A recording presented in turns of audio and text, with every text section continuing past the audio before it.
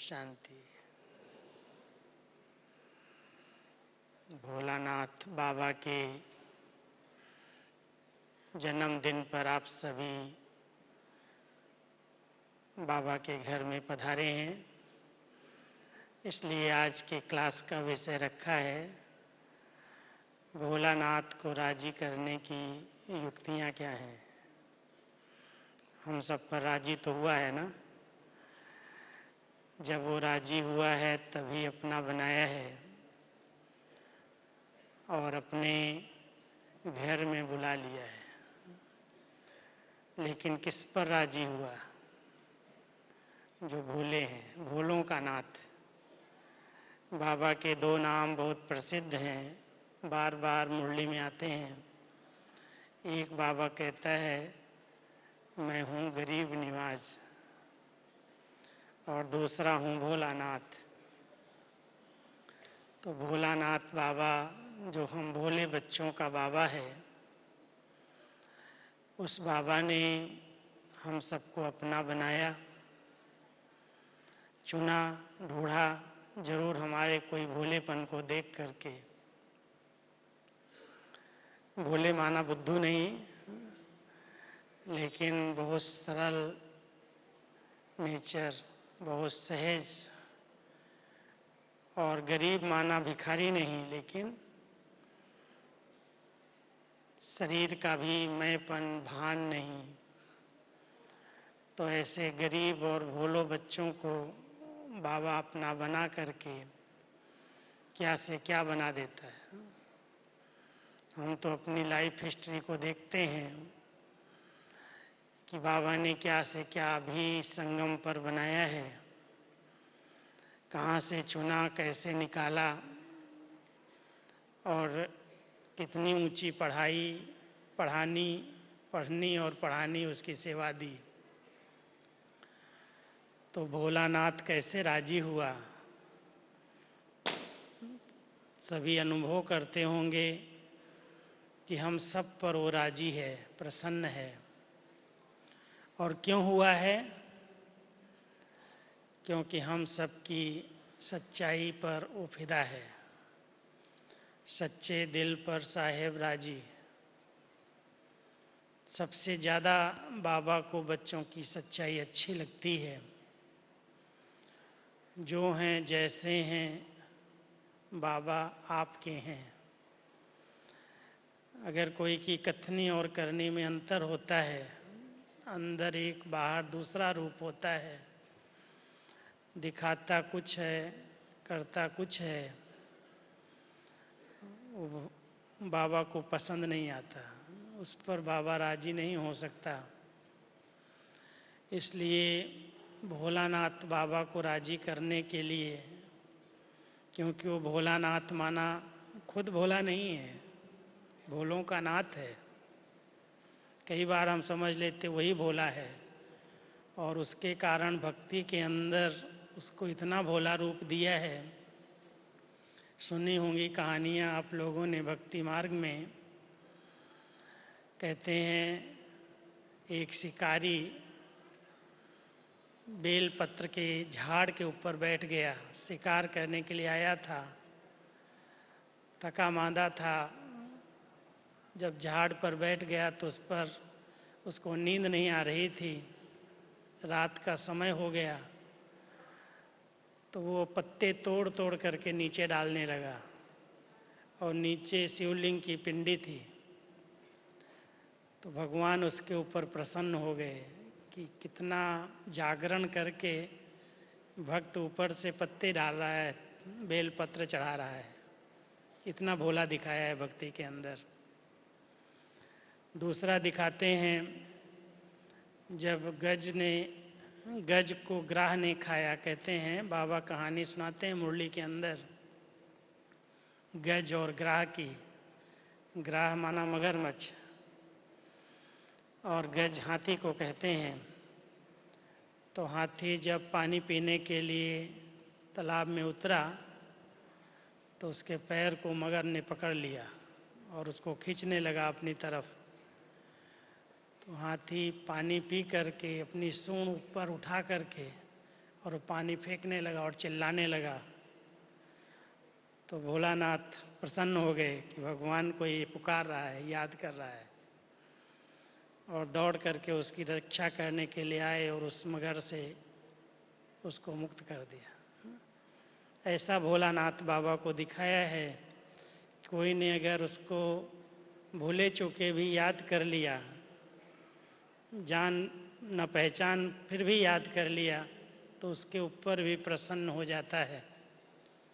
हम सब बाबा के बच्चे तो यथार्थ रूप से बाबा को पहचान करके उनके साथ सब संबंध स्थापित करके याद भी करते हैं और उनके साथ अटूट प्यार भी है। एक शब्द है जिसमें कहते हैं कि बाबा के साथ हम सब का अटूट प्यार है, स्नेह है। लेकिन जब सब संबंधों से एक से स्नेह है, तो क्या उसकी याद निरंतर बनी रहती है? अगर मेरा तो एक दूसरा न कोई, ऐसे हम सब एक व्रता हैं, तो एक की याद दिल में बसी रहती है या एक के सिवाय और कोई दूसरा याद रहता है? कोई ने मेरे से प्रश्न किया था कि मेरा तो बाबा से बहुत स्नेह है, फिर बाबा क्यों कहते हैं कि बच्चे तुम्हारा प्यार अब व्यभिचारी होना चाहिए? मेरा तो बाबा के सिवाय है ही कौन? तो मैंने कहा कि स्नेह का अर्थ क्या है? कैसे बाबा से स्नेह करते हो? स्नेह का अर्थ है कुर्बानी। अगर स्नेह के पीछे कुर्बानी नहीं है तो उसको सच्चा स्नेह नहीं कहा जाता। तो बाबा ये देखता है कि बच्चों ने बाबा से कहते तो हैं, कई बार बाबा कहते हैं कि मेरे बच्चों का मेरे से बहुत प्यार है और इस प्यार की सब्जेक्ट में सब बच्चे पास हैं। लेकिन अगर मेरा सच्चा बाबा से प्यार है तो उसके पीछे बलिदान क्या किया है, कुर्बानी क्या की है? लौकिक में भी संबंधों के पीछे कुछ न कुछ त्याग है, कुर्बानी है। ऐसे ही संबंध अटूट नहीं रहते अगर उसके पीछे त्याग नहीं किया जाता। आज माँ का अगर बच्चे से प्यार है तो माँ ने कितना उसके पीछे त्याग किया है, कितना सहन करती है, कितनी उसने अपनी नींद की, अपनी थकावट की, अपने सुख साधनों की बलि दे करके, बलिदान दे करके बच्चों को पाला और संभाला है। तब बाप बच्चों के प्रिय हैं। हम सभी भी अगर बाबा के सच्चे स्नेही बच्चे हैं तो क्या बाबा जो कह रहा है वो हम कर रहे हैं? एक बार बाबा ने बड़ी रमणीक मूली चलाई थी कि बच्चे, मैं ये तो कहता नहीं हूँ कि मेरे पीछे गला काट दो, लेकिन माया का गला जरूर काट दो। जो माया आप लोगों को बार बार तंग कर रही है, परेशान कर रही है, इस माया माना कमजोरी। माया कोई चीज़ नहीं है, कोई वस्तु नहीं है, लेकिन मुझ आत्मा की जो कमजोरियां हैं, जो मेरे संस्कार हैं, वही माया है और वही बीच बीच में परेशान करते हैं। इसलिए बाबा से प्यार माना उन कमजोरियों की कुर्बानी कर देना, उनको त्याग करने के लिए दृढ़ता सा संकल्प कर लेना। तो कल शिवरात्रि का महोत्सव हम सब बाबा के साथ मनाएंगे। वैसे भी भक्तों ने जब ये त्यौहार बनाया है तो उसके पीछे भी कई रहस्य हैं। और जब बाबा के बच्चे भी बाबा का ध्वज फहराते हैं, झंडा लहराते हैं, तो कुछ प्रतिज्ञाएं करते हैं, संकल्प लेते हैं। तो बाबा को राजी करने के लिए माना बाबा के पसंद, दिल पसंद स्थिति, जैसा बाबा चाहता है ऐसे ही हम बच्चों की स्थिति बन जाए तो बाबा हमारे पर स्वतः राजी हो जाएगा। कैसा चाहता है बाबा? एक तो शब्दों में आता है कि बाबा चाहता है कि मेरे बच्चे मेरे समान बन जाएं, मेरे बच्चे अपने चलन और चेहरे से मेरा नाम रोशन करें, मेरे बच्चे मेहनत से मुक्त हो जाएं, कर्म इंद्रिय जीत, माया जीत, जगत जीत बन करके दिखाएं। तो बाबा की जो आशाएं हैं, जो बाबा की दिल पसंद बातें हैं, अगर वो हम सब ने अपने दिल में समाई हैं और उसको प्रैक्टिकल जीवन में उतारी हैं, तो बाबा हमारे से सदा राजी है ही। बाबा को राजी करने की बात ही नहीं आती, लेकिन बाबा राजी हुआ है तब तो हम सब की पालना कर रहा है, श्रेष्ठ मत दे रहा है, इतनी ऊंची पढ़ाई पढ़ा रहा है। बाबा के 4 स्वरूप हमारे सदा सामने रहते हैं। भोलानाथ भी है, लेकिन भोलानाथ के साथ साथ दाता, विधाता, वरदाता और भाग्य विधाता है। सब कुछ बाबा ने अपने बच्चों को दिया है। मैं समझता हूँ जिन्होंने बाबा को सही रीति से पहचाना है और पहचान करके सिर्फ मेरा बाबा कहा है, सिर्फ मेरा बाबा, इसी एक संबंध से बाबा ने उन सबको माला माल कर दिया। कोई कमी नहीं, कोई कमी कमजोरी नहीं।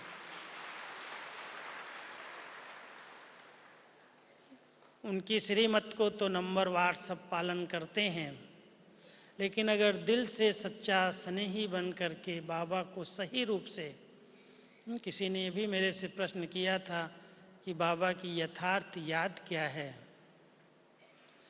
यथार्थ का अर्थ ही है अर्थपूर्ण याद। यथार्थ है माना बाबा जो है, जैसा है, उस स्वरूप में बाबा को पहचान करके यदि मैं आत्म अभिमानी स्थिति में स्थित होकर के उसको याद करती हूँ, इस देह से डिटैच होकर के मैं एक आत्मा हूँ, उस निश्चय में बैठ करके बाबा से संबंध स्थापित करते हैं, तो वो याद यथार्थ याद हो जाती है और उस यथार्थ याद से सर्व प्राप्तियां होने लगती हैं। तो बाबा ने दाता बन करके हम सबको सर्व दिव्य गुणों का, सर्व शक्तियों का, स्थूल सूक्ष्म सब प्राप्तियों का वरदान दे दिया। एक एक बाबा का बच्चा जिसने बाबा को सही मायने में पहचाना है और यथार्थ रूप से याद करता है, सच्चे दिल से, भावना से याद करता है, तो बाबा उसकी सब मनोकामनाएं पूर्ण कर देते हैं। हम लोगों के जीवन का एक बहुत वंडरफुल अनुभव है और वो यही अनुभव है कि इस संगम की, इस जीवन के अंदर ये भी भान नहीं है कि कोई मेरे जीवन में अप्राप्ति है। सर्व प्राप्तियां बाबा ने करा दी। वैसे तो हम कहते हैं कि देवताओं के खजाने में कोई अप्राप्त वस्तु नहीं, लेकिन संगम युगी ब्राह्मण आत्माएं जिन्होंने भोलानाथ बाबा को पहचाना है और राजी किया है, उनके भी खजाने के अंदर स्थूल और सूक्ष्म में कोई भी अप्राप्ति नहीं। और मैं समझता हूँ आप सभी इसका अनुभव करते होंगे, क्योंकि अप्राप्तियां असंतुष्टता की निशानी हैं। अगर ये महसूस होता है कि ये चीज़ मेरे पास नहीं है, ये मेरी जीवन की प्राप्ति होनी चाहिए, माना हम किसी से भेंट कर रहे हैं और जब किसी से भेंट करते हैं तो संतुष्ट नहीं रह सकते हैं, लेकिन मुझे व्यक्तिगत रूप में क्या क्या प्राप्तियां हुई हैं हर एक संगम युग पर जब से बाबा का बच्चा बना है, अगर वो बाबा का आज्ञाकारी, ईमानदार, फरमानबरदार, वफादार बन करके रहता है, बाबा की आज्ञाओं की अवज्ञाएं नहीं करता, तो बाबा उस पर इतना राजी रहता है कि उसकी सब मनोकामनाएं पूरी कर देता है। तो हम सब बाबा की आज्ञाओं को अंडरलाइन करें और दृढ़ता से संकल्प कर लें कि बाबा जो आपने आज्ञा की हैं, जो आपके फरमान मिले हुए हैं, वो मेरे सिर माथे हैं। कुछ भी हो जाए, उसके लिए मरना पड़े, मिटना पड़े, सहन करना पड़े, सामना करना पड़े, लेकिन आपकी आज्ञाओं पर चल करके ही हम रहेंगे, कुछ भी हो। और ऐसी दृढ़ता से संकल्प करते हैं तो बाबा हम सबको 4 स्लोगन देता है। 4 स्लोगन में सबसे पहला स्लोगन यही है, हिम्मते बच्चे मददे बाप। ऐसे बाबा से मदद मांगते रहो, बाबा आपको मदद करने के लिए बंधा हुआ नहीं है। कहता है ऐसे तो सारी दुनिया मांग रही है, किसको मदद करूं या ना करूं। एक करूंगा तो दूसरा कहेगा इसको क्यों किया, मेरे क्यों नहीं करता। इसलिए कायदा बना दिया कि जिस बच्चे ने हिम्मत रखी, हिम्मत का एक कदम आगे उठाया, तो उसको मदद करने के लिए बाबा 1000 कदम आगे आकर उसको साथ देता है, मदद कर देता है। तो ध्यान रखना कि हिम्मत मेरी है तो बाबा की मदद मिलती है। और दूसरा, अगर संकल्पों में दृढ़ता है, कमजोरी नहीं है। कमजोर संकल्प सफलता दिला नहीं सकते। अगर हमको किसी भी कार्य क्षेत्र में सफलता प्राप्त करनी है तो उसके लिए दृढ़ता के संकल्प को, लौकिक जीवन में उसको जिद्द कहा जाता है। जिद्द तो बाबा कहता है एक विकार है, उसके पीछे सिद्ध करते हैं लोग, उसके पीछे बहुत टकराव की स्थिति पैदा होती है। लेकिन ये है संकल्पों में दृढ़ता। और संकल्प अगर दृढ़ हो गया कि कुछ भी हो जाए मुझे ये करना ही है। मैं एक संकल्प आपसे कराऊं, करेंगे सभी? बहुत बड़ी सभा है, अभी तो 25,000 की लगभग मैं समझता हूँ भाई बहनें पहुँच गए हैं, कल भी और आ जाएंगे। क्या आज भगवान के मिलन का अनुभव करने के लिए आप सब ये दृढ़ता से संकल्प ले सकते हो कि हम पूरा ही दिन अव्यक्त और अंतर्मुखी होकर के रहेंगे? ले सकते हो? सही, हाथ उठाना। चलो यहाँ जो बैठे हो तो सब हाथ उठा रहे हैं। आधी सभा आज भी क्लास के बाहर है, आधे से भी ज़्यादा बाहर हैं। हम बाहर निकलते हैं तो शांति वन का जैसा नाम है वैसा दिखाई नहीं देता। बहुत आवाज़, हलचल, ऐसे लगता है जैसे कोई मार्केट के अंदर आ गए हों।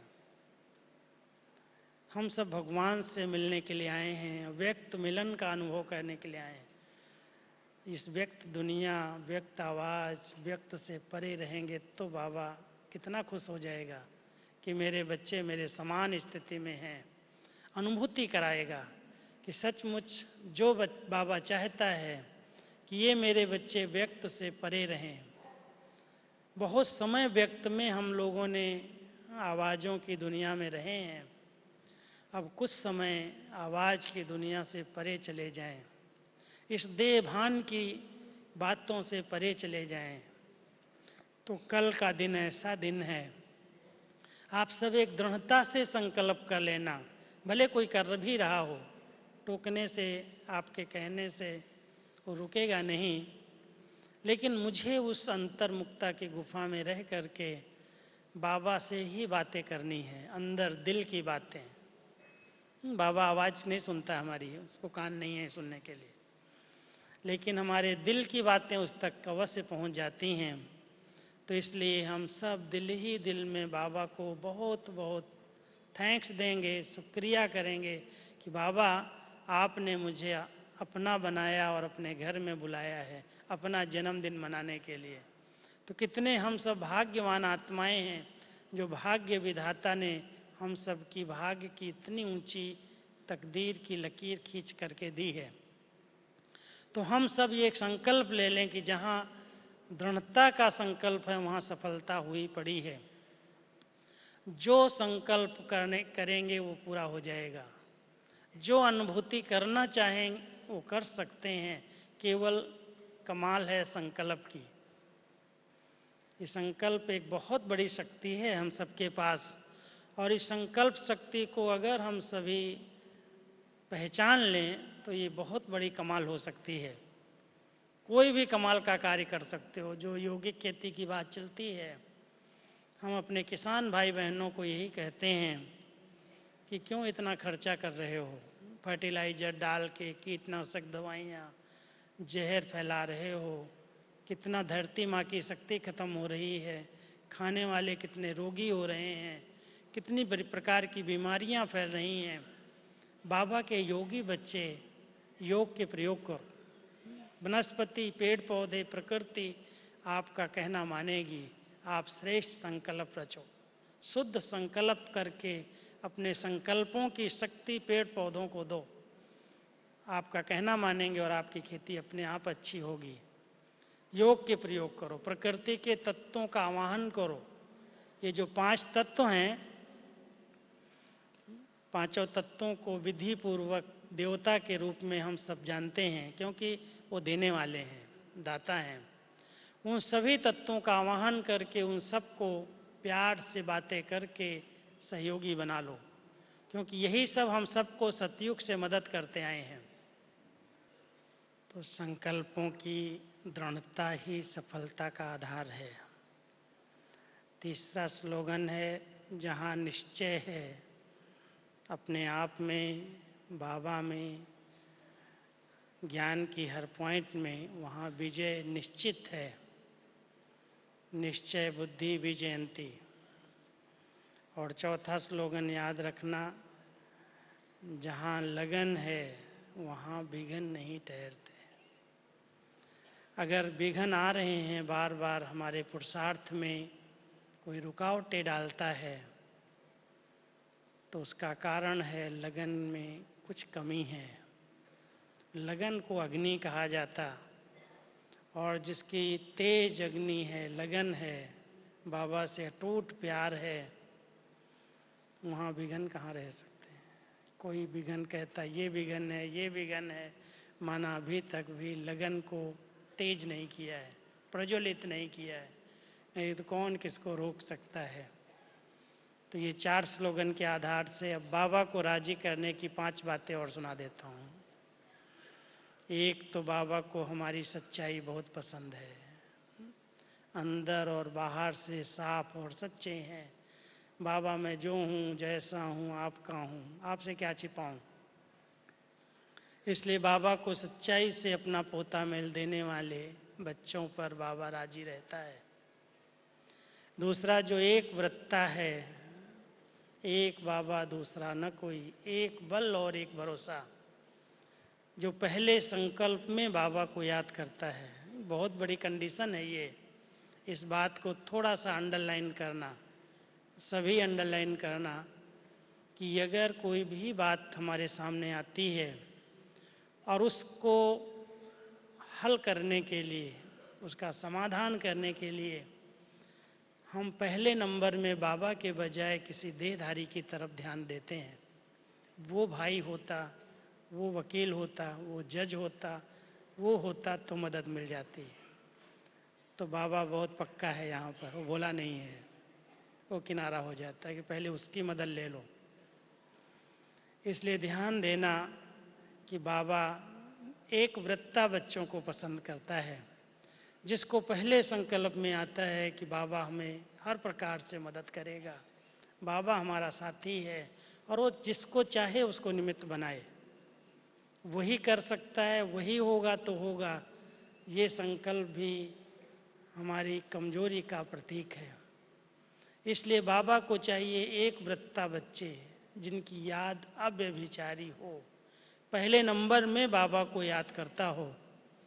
और तीसरी बात है, जिसने सब जवाबदारियां बाबा पर अर्पित कर दी।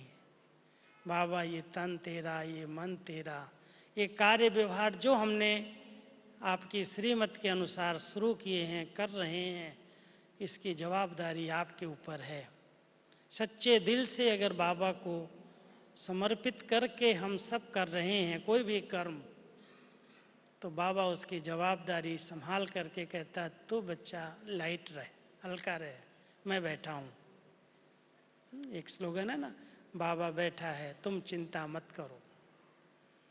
जब बाबा बैठा है, हम सबके साथ है, सर्वशक्तिमान है, हजार भुजाओं वाला बाबा हमारे साथ है, फिर जवाबदारियों की, चिंताओं की टोकरे लेकर क्यों घूम रहे हैं?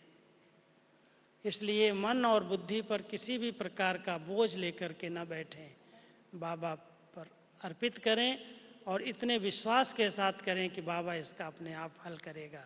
मैं कोई भी प्रकार की अपने पर जवाबदारी न लें, वहाँ पर हम छोटे बन जाएं, उसको कहता है बाबा अलौकिक भाषा में, वहाँ पर हम बेगर बन जाएं, बाबा राजी हो जाएगा, प्रसन्न हो जाएगा। और चौथी बात, जो कुछ बाबा ने दिया है ये बाबा की अमानत है। ट्रस्टी बन करके रहना, ईमानदार बन करके रहना। कोई भी, चाहे वो धन मिला है, चाहे तन की शक्ति है, चाहे मन की शक्ति है, कोई भी शक्ति ये बाबा की देन है और मैं उसका ट्रस्टी हूँ, संभालने वाला हूँ और विधि पूर्वक संभालूं, जरा भी अमानत में खयानत न हो। एक दिखावा नहीं करना है, कई लोग करते हैं लेकिन दिखाते बहुत हैं, सबको पता चलना चाहिए। और एक होते हैं बहुत गुप्त रीति से बाबा के कार्य को बढ़ा रहे हैं, चला रहे हैं, कर रहे हैं। ऐसे यज्ञ नहीं चलता। दिखाने वाले तो दिखाते रहते, मैं इतना मदद करता हूँ, लेकिन बाबा के गुप्त योगी बच्चे, गुप्त सहयोगी बच्चे बाबा के यज्ञ को इतना आगे बढ़ा रहे हैं। कभी दिखावा नहीं करते, कभी सीट नहीं मांगते, कभी मान शान की इच्छा नहीं रखते। बाबा उन पर बहुत राजी रहता है, प्रसन्न रहता है कि कितना गुप्त पुरुषार्थी बच्चा है, हर इच्छा उसकी पूरी कर देता है।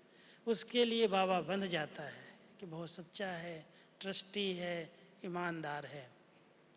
और पांचवी बात, बहुत निर्मल, सरल, स्वच्छ, शुद्ध स्वभाव वाला है, क्योंकि स्वच्छता बाबा को बहुत पसंद है, अंदर और बाहर की।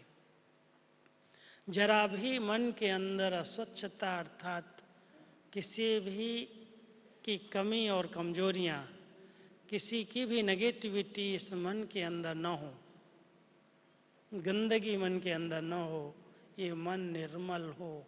बाबा को बहुत निर्मल मन वाले बच्चे प्यारे लगते हैं, बाबा उन पर राजी रहता है। हम सब भगवान को, भोलानाथ को राजी करेंगे इन विधियों से, ऐसा राजी हो जाएगा जो कोई भी प्रकार का बड़े से बड़ा पेपर, क्योंकि 63 जन्मों में देह अभिमान के कारण आत्मा ने कितने विकर्म, कितने पाप कर्म किए होंगे, और उन सब पाप कर्मों की सजा इस योग के द्वारा सहज चुक तो नहीं हो सकती। उसके लिए कई प्रकार की कड़ी भोगनाएं हैं, लेकिन जिस पर भगवान राजी है उसके लिए वो भोगनाएं सूली से कांटा बन जाती हैं। बहुत सहज रीति से उस बात को पार कर लेता है, जैसे कुछ भी नहीं है। उसके लिए पहाड़ भी एक राई नहीं लेकिन रुई समान अनुभव होता है। बड़े कितनी भी पहाड़ जैसी बातें क्यों ना आ जाएं, कोई हिसाब किताब, कोई संस्कार, कोई विघ्न, कोई भी प्रकार की रुकावट, अगर भगवान राजी है तो कहते हैं जहाँ मियाँ बीवी राजी वहाँ क्या करेगा काजी। बाबा जिसके ऊपर राजी है, स्वयं सर्वशक्तिमान भगवान हमारे ऊपर राजी है, प्रसन्न है, तो माया काजी क्या कर सकती है, या लोग क्या कर सकते हैं। कितने भी विघ्न डालें, कितनी भी रुकावटें डालें, लेकिन वो रुक नहीं सकता। तो जरूर इस निश्चय से भगवान को अगर हमने राजी किया है तो चेक करना, चेक करना किसी भी प्रकार की उलझन तो नहीं है, मन कहीं उलझा हुआ तो नहीं है, मेहनत और युद्ध का अनुभव तो नहीं होता। अगर मेहनत और युद्ध का अनुभव हो रहा है, कई प्रकार की उलझनों में हम उलझे हुए हैं, तेरे मेरे की, तो क्या भगवान मेरे ऊपर राजी है? चिंताएं लगी हुई हैं, जब बाबा हमारी चिंता हरने वाला है तो हमारे को किस प्रकार की चिंता है? मेरी बेगमपुर की स्थिति है, आत्मा सुख शांति आनंद शक्ति सब गुणों से संपन्न और भरपूर अनुभव करती है। ये चेकिंग है, यदि सचमुच उसको मैंने राजी किया है, भोलानाथ प्रसन्न है, दाता विधाता वरदाता भाग्य विधाता, वो मेरे पर प्रसन्न है, तो क्या कोई भी प्रकार की चिंता, कोई भी प्रकार का गम, कोई भी प्रकार का टेंशन हो सकता है? अगर हो रहा है, माना अभी तक कोई कमी है जो उसको मैंने राजी नहीं किया। चेक करो, जिस पर स्वयं भगवान राजी हो उसके लिए सब रास्ते साफ हो जाते हैं। कोई भी बात हमारे जीवन में, हमारी डिक्शनरी के अंदर वो नाम नहीं है कि ये बात असंभव है। सब कुछ संभव है। जो चाहें वो कर सकते हैं, जो चाहें वो हो सकता है, जो चाहें वो बन सकते हैं, लेकिन इतना बहुत अंदर का विश्वास चाहिए, फेथ चाहिए। फेथ की विजय है। इसलिए ऐसे निश्चय बुद्धि बन करके, ऐसे दृढ़ता के संकल्प के साथ हम सब बाबा को साथी बना करके, और जो कुछ बाबा कह रहे हैं, बाबा की मूल श्रीमत को सामने रखो। जब से बाबा के बच्चे हम बने हैं, दो तीन बातों में अलबेलापन ना आए। तीन ब्राह्मणों के महाशत्रु हैं। वैसे तो कहाँ महाशत्रु बाबा बोलता है, लेकिन तीन शत्रु अलग बता रहा हूं मैं। एक आलस्य सबसे बड़ा शत्रु है, जो योग और क्लास में ही आता है, बाहर कम आता है, अंदर ज़्यादा आता है। अमृत वेले बैठेंगे, योग में बैठेंगे, कई बार बहुत अच्छे वातावरण में बैठेंगे, और वातावरण इतना अच्छा है, शक्तिशाली योग चल रहा है, उसके बीच में भी नींद की लहरें आती हैं। पता नहीं कौन सा हिसाब किताब है आत्मा का, कौन सा बोझ है जो आंख खुलने नहीं देता। चेक करना। आलस्य हम सबका बड़ा शत्रु है। बाबा की श्रीमत का पालन करो कि यथार्थ योगी बनना है, सहज योगी बनना है, मेहनत वाला नहीं। आलस्य उसके बीच में कहां से आ गया? और दूसरा अलबेलापन। अलबेलापन माना दूसरों को देख करके चलना, या बाबा की कई ऐसी बातें हैं जिनको डल्लप का तकिया बना देना। क्या बातें हैं बाबा की ऐसी? बच्चे पास तो 8 ही होंगे, ड्रामा तो बना बनाया है। कई ऐसी बातें बाबा की मुरली की नोट करके ब्राह्मण आत्माएं अलबेली हो जाती हैं। जब 8 ही पास होंगे तो मैं कहाँ से पास हो जाऊंगा, मुझे क्या करना है? इसलिए ध्यान रखो, ये रेस है। कोई भी नंबर आए उसकी बात नहीं है, लेकिन मुझे रेस में नंबर 1 लेना है, मुझे आगे आना है, रेस में पीछे नहीं हटना।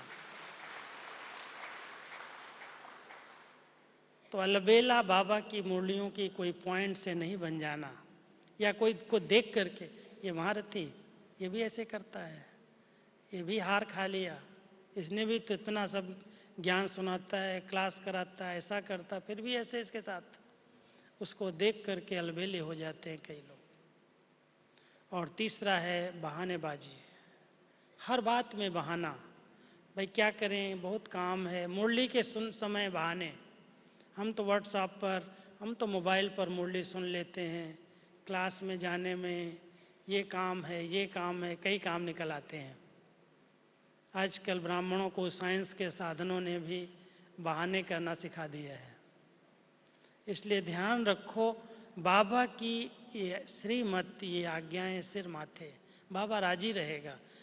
अमृत वेला कभी मिस न हो, और मुरली क्लास समय पर और क्लास के बीच में हाजिरी दे करके उस वातावरण का, उस वाइब्रेशन का लाभ लेना, ये बहुत बड़ी बाबा की आज्ञा है।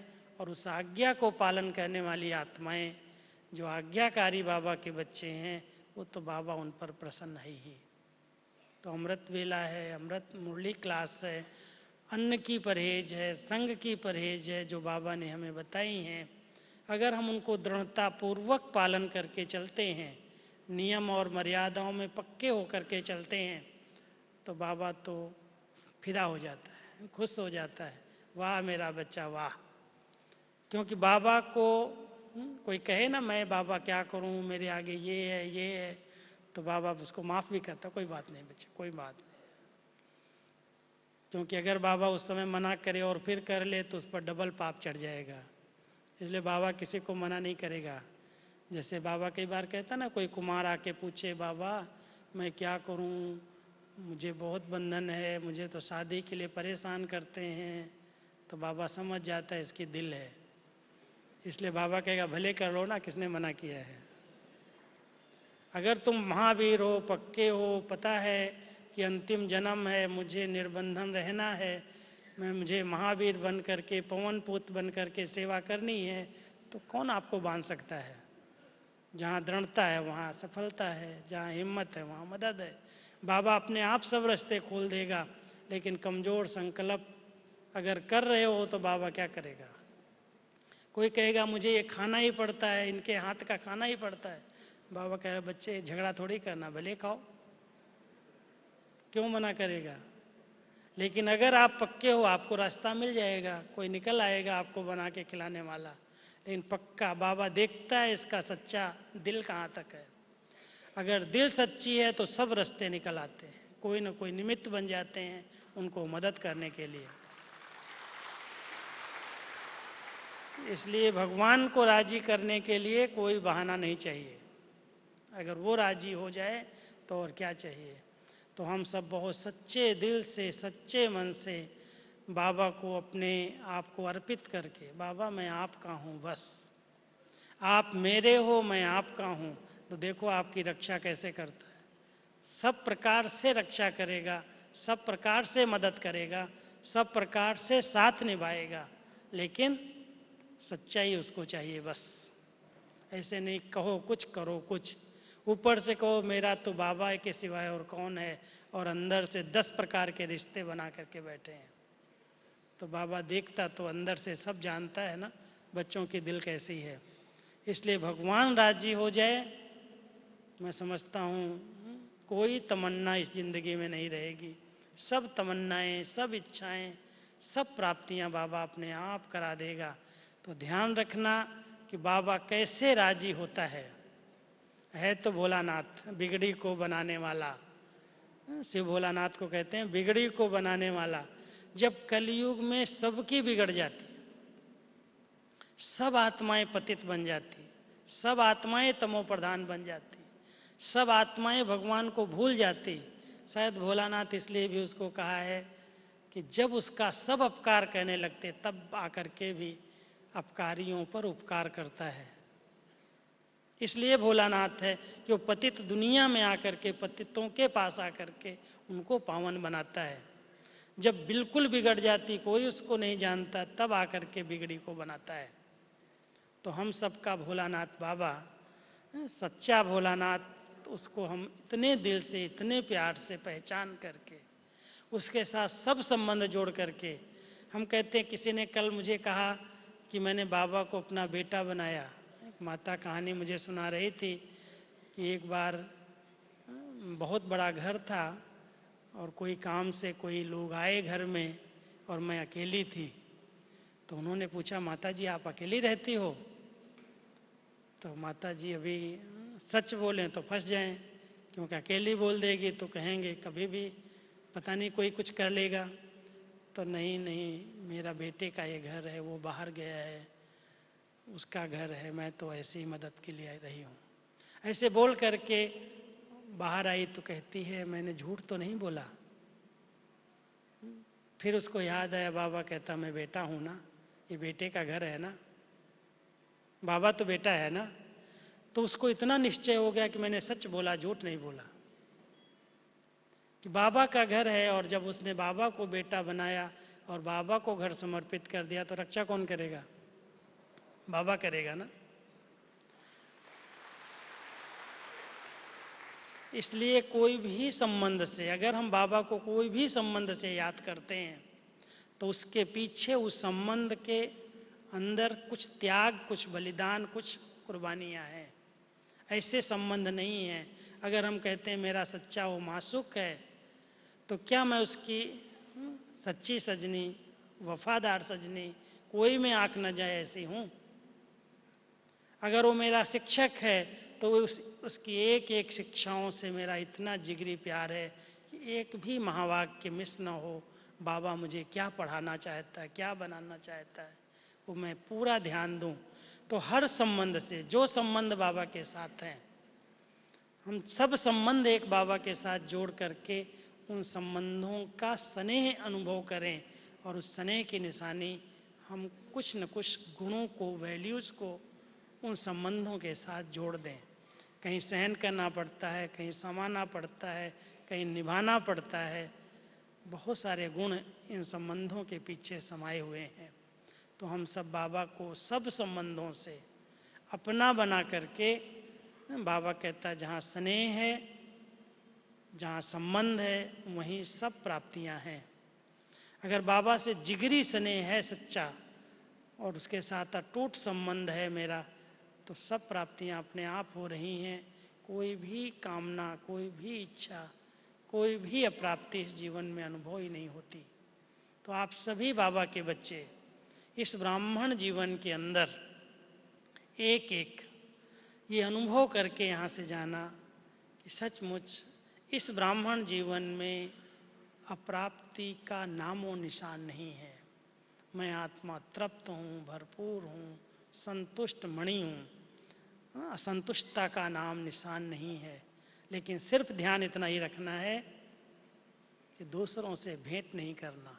जहाँ भेंट शुरू होती वहाँ अपनी खुशी गायब हो जाती है। जिसके पास इतना है, मेरे पास नहीं है। लेकिन मेरे पास जितना है, मैंने जितना पुण्य किया, जो आज बाबा ने कहा है 3 खाते अपने चेक करना, तीनों खातों से मैं आत्मा कहाँ तक संपन्न बनी हूँ। याद है आज की मुरली? 3 खाते, जिसको याद है हाथ उठाओ। बहुत कम है। मुरली पर थोड़ा मनन चिंतन करने का अभ्यास करो, सिर्फ सुनना नहीं।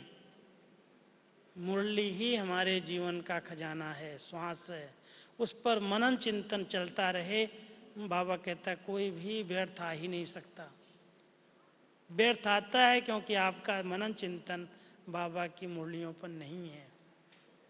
बाबा ने आज बहुत अच्छी तरह से कहा, बच्चे, एक तो ऐसा पुरुषार्थ हो जो सब प्राप्तियां प्रारब्ध के रूप में अनुभव होने लगे। ये खजाना हमारा हो कि हमारा पुरुषार्थ प्रारब्ध बनाता जाए। और दूसरा, इतना श्रेष्ठ कर्म हो, इतना सुख दें, संतुष्ट रहें, संतुष्ट करें, जो सबकी दुआएं मिलती रहें। और तीसरा, ऐसे कर्म हो जो पुण्य की पूंजी जमा हो जाए। पुण्य उसको मिलते हैं जो करने के बाद कहीं वर्णन चिंतन नहीं करता, दिखावा नहीं करता।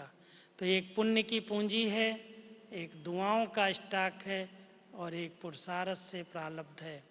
तो इन तीनों खातों में मैं आत्मा कहाँ तक संपन्न हूँ। मेरी प्रारब्ध बनाने का आधार पुरुषार्थ है। अगर अच्छे से अच्छा पुरुषार्थ है तो प्रारब्ध अच्छी बनी हुई ही है। अगर मैं आत्मा, हर आत्मा को संतुष्ट कर रही हूँ, सुख दे रही हूँ, प्रसन्न कर रही हूँ, तो दुआओं का स्टॉक जमा ही है। और ये बहुत गुप्त रीति से, यहाँ तक गुप्त बात आती है कि इस हाथ से करें और इस हाथ को पता न चले। माना कहीं भी वर्णन न हो, कहीं भी दिखावा न हो, वो पुण्य की पूंजी जमा हो जाती है। ऐसे तीनों खाते जमा करने का ये भाग्य है। और जिस ब्राह्मण आत्मा के पास ये तीनों खाते फुल हैं, उसका चेहरा कैसा होगा, उसकी चलन कैसी होगी, उसके जीवन की रियलिटी कैसी होगी, उसकी कहीं पर भी आंख नहीं डूबती, किसी में भी नहीं डूबती। वो कितना भी धनवान हो, कितना भी रूपवान हो, कितना भी संपत्तिवान हो, मुझे क्या चाहिए? मुझे तो बाबा ने सब कुछ दे दिया। मेरे जीवन में किसी शक्ति की, किसी गुण की, किसी खजाने की स्थूल सूक्ष्म में अप्राप्ति है ही नहीं। अब समय है कि हम सब ऐसा अपना जीवन बना करके अपने जीवन से, बाबा कहता बच्चे वाणी से तो बहुत सेवाएं कर ली, मैं प्रत्यक्ष नहीं हुआ, लेकिन अब प्रत्यक्षता के समय में आप बच्चों की जीवन, चलन और चेहरा प्राप्ति संपन्न अनुभव हो तो बाबा प्रत्यक्ष हो जाएगा। तो हम सब बाबा के बच्चे इस महाशिवरात्रि पर ये संकल्प करें कि बाबा हम अपने चलन से, अपने चेहरे से, अपने प्राप्ति संपन्न जीवन से, एक आपकी अव्यभिचारी याद से, निर्मल और मधुर वाणी से आपको प्रत्यक्ष करके ही दिखाएंगे। तो ये 2015 वर्ष क्या होगा? बाबा को हम प्रत्यक्ष करके इस सृष्टि का महापरिवर्तन कर सकते हैं। तो जहाँ जब तक प्रत्यक्षता नहीं है तब तक परिवर्तन नहीं है। इसलिए सब लोग निमित्त बन करके संकल्प करना कि बाबा हम आपको प्रत्यक्ष करके दिखाएंगे। तो बाबा प्रत्यक्ष हो और इस कलयुगी सृष्टि का परिवर्तन हो और हमारी नई दुनिया आए। तो ऐसे शिव जयंती की, आने वाली स्वर्णिम दुनिया की आप सबको बहुत बहुत बहुत बधाई हो, बधाई हो, बधाई हो। ओम शांति।